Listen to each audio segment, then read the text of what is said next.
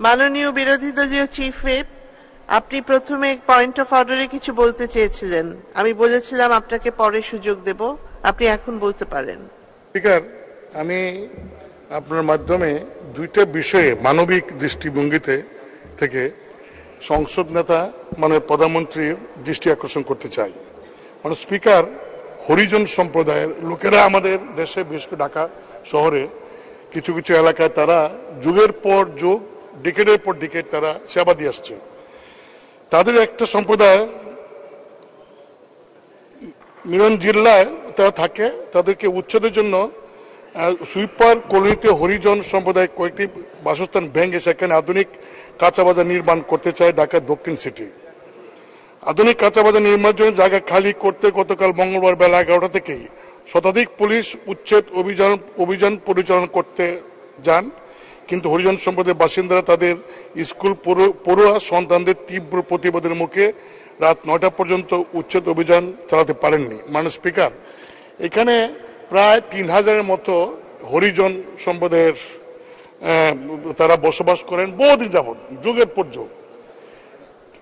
তাদের যে এলাকার থাকেন সেখানে একটা এলাকা নিয়ে মার্কেট করতে চায় দক্ষিণ সিটি কর্পোরেশন। মানে স্পিকার, এই মানুষগুলি এই জায়গাটার যদিও মালিক না, কিন্তু সরকারের জায়গা, সিটি কর্পোরেশনের জায়গা তার যুগের পর যুগ আছে। তাদের একটা দাবি ছিল আগে থেকে, তাদেরকে যদি এখান থেকে উচ্ছেদ করতে হয় তাহলে অন্তত একটা অল্টারনেটিভ ব্যবস্থা করে যেন উচ্ছেদ করা হয়।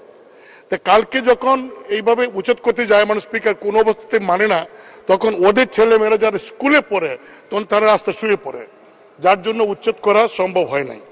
আমি আপনার মাধ্যমে সংসদ নেত্রী মাননীয় প্রধানমন্ত্রী অনুরোধ করব যে তাদের বিষয়টা মানবিক দৃষ্টিভঙ্গি থেকে তাদেরকে একটা অল্টারনেটিভ ব্যবস্থা না করা পর্যন্ত যেন এখান থেকে তাদেরকে উচ্ছেদ করা না হয়।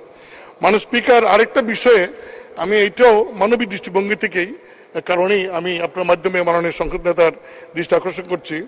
আইসিইউ ব্যবসা রমরমা ব্যবসা, ভিটামাটি বিক্রি করে বিল মেটাতে গিয়ে দেখা যায় যে অনেক সময় আইসিইউর বিলের কারণে মানুষটা মরে যাওয়ার পর অনেক ঘটনা লাশ আটকে রাখে। মাননীয় স্পিকার, খুবই দুঃখজনক বিষয় যে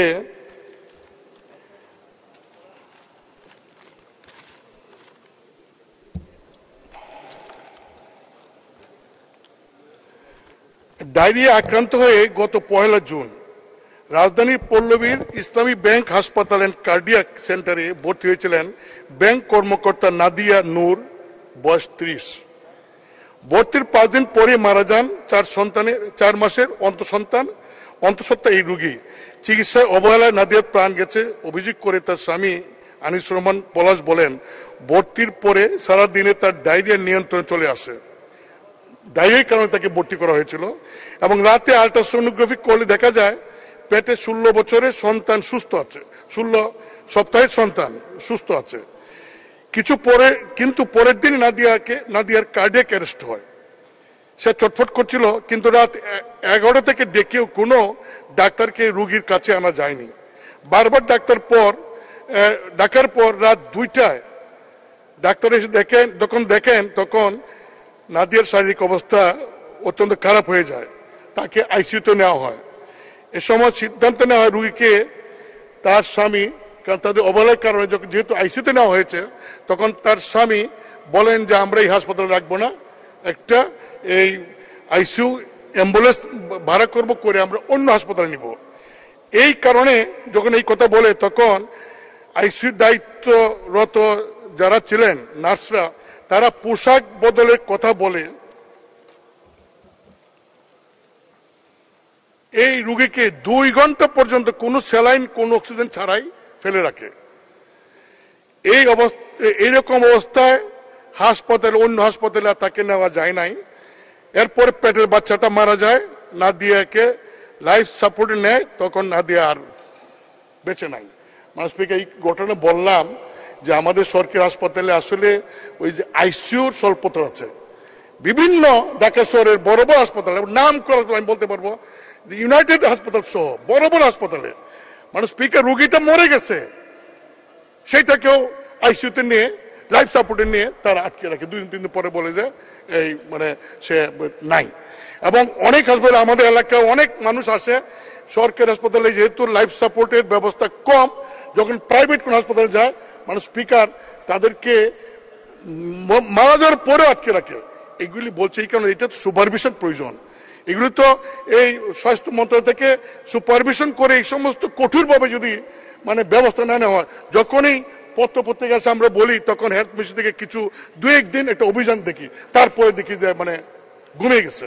মানে স্পিকার এটা মানে এই যে আইসিইউ এবং লাইফ সাপোর্টের যে বিষয়টা, যেটা এই বিভিন্ন প্রাইভেট হাসপাতালে এই বিষয়টা একটু কঠিন ভাবে না দেখলে, একটা মহিলা 30 বছরের বয়স ব্যাংক কর্মকর্তা, একটা বাচ্চা পেটে, তাকে শুধুমাত্র অবহেলার কারণে কিন্তু এই মেয়েটা মারা গেছে। মানে স্পিকার আমি আর কিছু বলতে চাই না, একটা কথা বলতে চাই যে আমাদের ইএনবির একজন সাবেক কর কমিশনার ওয়াহিদুর রহমান চৌধুরী, মানে স্পিকার তার বিরুদ্ধে অবশ্য অ্যান্টি কারাপশনে মামলা হয়েছে। এই গ্রামীণ ফোন সহ 4টা মোবাইল যে ফোন কোম্পানির 170 কোটি টাকা সুদ উনি মাফ করে দিচ্ছেন। আরে এটা কেমন কথা হলো? 170 কোটি টাকার সুদ এই মহিলা কর কমিশন তিনি মাফ করেছেন, ঠিক আছে মাফ করে দিলেন। তাহলে এনবিআর এর চেয়ারম্যান কোথায় গেলেন? আর্থিক ব্যাংক প্রতিষ্ঠানের সচিব কোথায় গেলেন?